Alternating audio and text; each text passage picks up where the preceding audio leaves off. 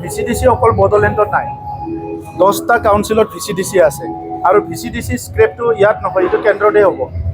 চ' VCDCৰ scrap কৰিবৰ কাৰণে এটা আইন পাছ কৰিব লাগিব আৰু সেইটো আইন সংশোধন কৰি VCDC কৰা হৈছে।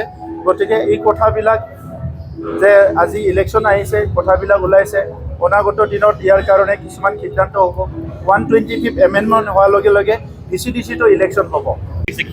চব এইবিলাক নিজৰ নিজৰ এজেণ্ডা, নিজৰ নিজৰ কথা। আমি ইয়াতে আমাৰ ইয়াত হৰিজনো আছে, আমাৰ ইয়াত জলাও আছে, আমাৰ ইয়াত চব জনগোষ্ঠীয়ে আছে।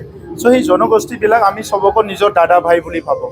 সংবিধানে কি কৰিছে এইটো আমি নকওঁ, সংবিধানে কি দিছে কি দিয়া নাই সেইটো চবেই জানে।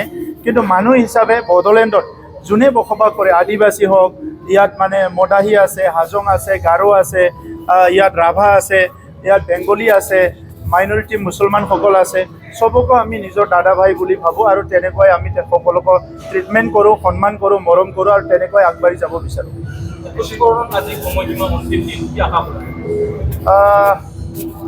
তেনেকৈ একো নাই, তেখেতসকলে এটা ভাল পদক্ষেপ লৈছে, মই তেখেতসকলক ধন্যবাদ জনাওঁ। আৰু যোৱা 30-40 বছৰত জাতীয় সংগঠনবিলাকে তেনেকুৱা এটা চিন্তা লৈ আগবাঢ়ি আহিছে। ৰাজনীতিক নেতাসকলে তেখেতসকলৰ বিভিন্ন এজেণ্ডা থাকে, এই হিচাপে কোনোবা জাতীয় কথা যদি চিন্তা কৰে বা কোনোবা যদি ভৱিষ্যতটো চাই লৈ পেলাই চিন্তা কৰে, বিবেচনা কৰিব, আৰু যদি নকৰে তাৰ কথা তেনেকৈ চলিব। মুখ্যমন্ত্ৰীয়ে VCDC ইয়াৰ পৰা স্ক্ৰেপ কৰিব। চাওক, VCDC অকল বড়োলেণ্ডত নাই, 10টা কাউন্সিলত VCDC আছে আৰু VCDC স্ক্ৰেপটো ইয়াত নহয়, এইটো কেন্দ্ৰতে হ'ব।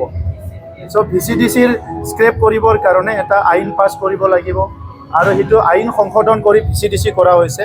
গতিকে এই কথাবিলাক যে আজি ইলেকশ্যন আহিছে, কথাবিলাক ওলাইছে, অনাগত দিনত ইয়াৰ কাৰণে কিছুমান সিদ্ধান্ত হ'ব।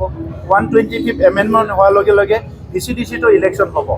গতিকে VCDC ইয়াতকৈ আৰু শক্তিশালী হ'ব যদি ইলেকশ্যন হৈ যায়।